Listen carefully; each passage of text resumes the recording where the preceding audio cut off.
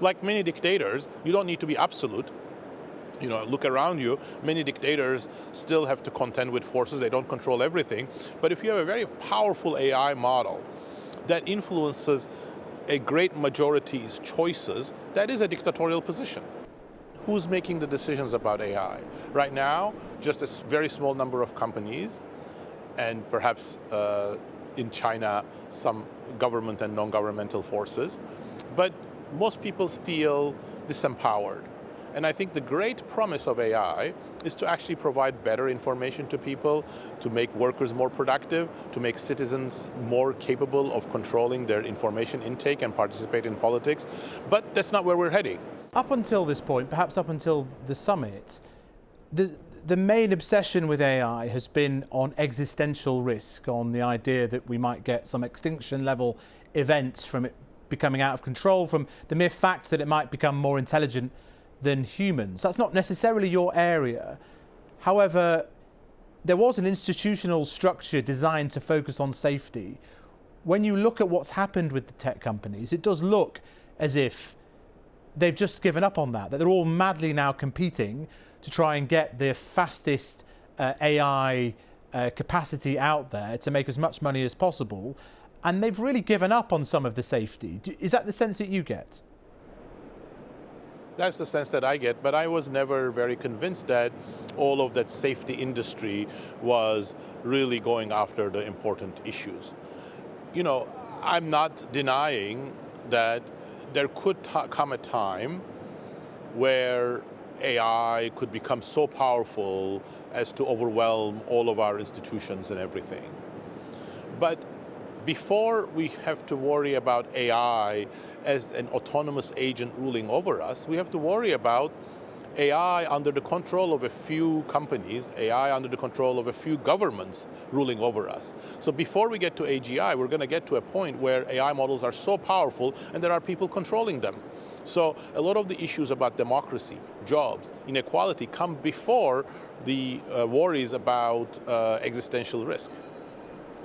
So the AI industry would argue that it's the ultimate form of democracy to be able to get the maths and the algorithms to work out what the right answer is and to make that available to everybody. And it's automatic, it's a democratizing agent. What's your sense on that?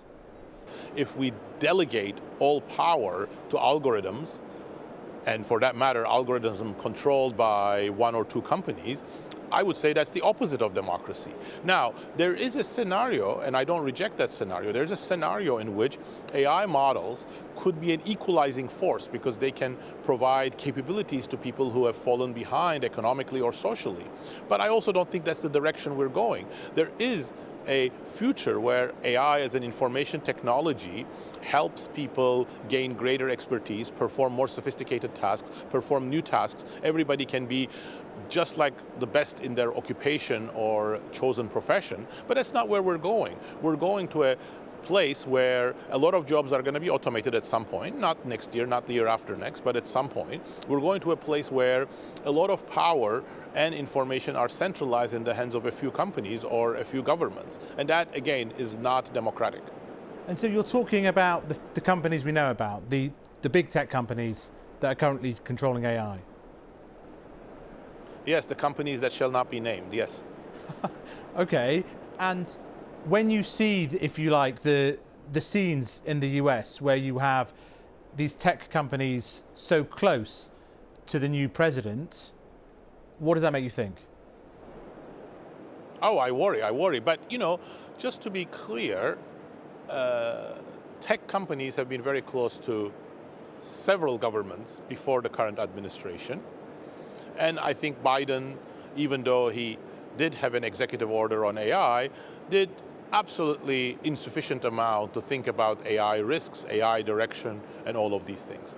But of course, right now, Trump and his administration have declared an accelerationist approach to AI and to cryptocurrency that I think has the risk of exacerbating a lot of our problems and accelerating us towards wherever the a few tech companies wanted to go in the first place anyway.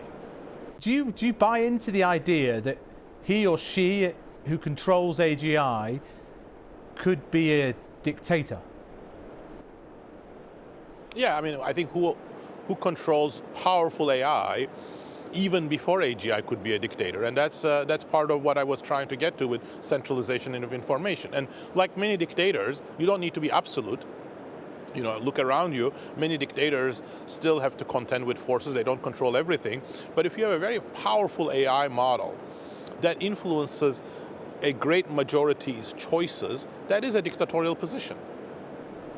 Well, that's right. So you don't really need to get to existential level risks to be really pretty worried about where this is going. Absolutely, that's why I'm more worried than the existential risk people. And that's before even we get to the sort of meat of what an economist would look at, which is the impact on the jobs market. Again, I don't think this is going to be overnight, but part of my worries are about loss of tasks, loss of jobs, and loss of meaning for people. And by meaning, I mean the fact that most of us derive social meaning from the fact that we contribute to something. We contribute to our jobs, we contribute to our families, we contribute to the democratic process, we contribute to our social networks. And again, in an AI-driven world, I don't know how these things are going to evolve. AI will change many more jobs in the short run than completely eliminate them. In fact, my prediction would be that if we were having this conversation again in 2030, you won't see any occupation that has disappeared in the intervening 6 years. But I think if AI goes down this path, there will be people who lose their jobs and there will be people whose incomes are not going to increase. Look, robots, industrial robots, are much more specific in what they do, and they affect much less widespread tasks, those that involve some manual manipulation of things on the factory floor.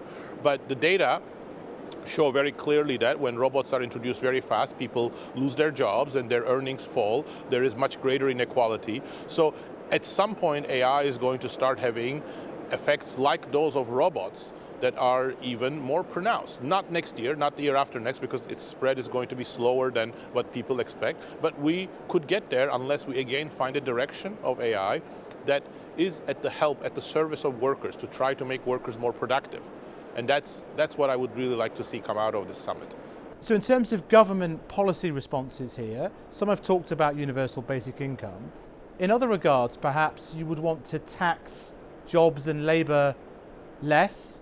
Potentially, do you try and tax the AI in some way? I don't think taxing AI is the solution. And because I want better AI. So if you have a across-the-board tax on AI, that doesn't really achieve the kinds of objectives that I want. In the States, President Trump has pronounced a golden age for the US. Now, you've written something quite provocative saying, actually, we may be seeing the start, perhaps, of US decline, or you theorized about that. You're not convinced by the golden age narrative? No, I'm not, because, look, I think for AI innovation, we need the right institutions. For any innovation, we need the right institutions. Institutions matter, especially for innovative countries, and the United States has, until now, over the last 80 years, been powered by innovation, by entrepreneurship, by new technologies.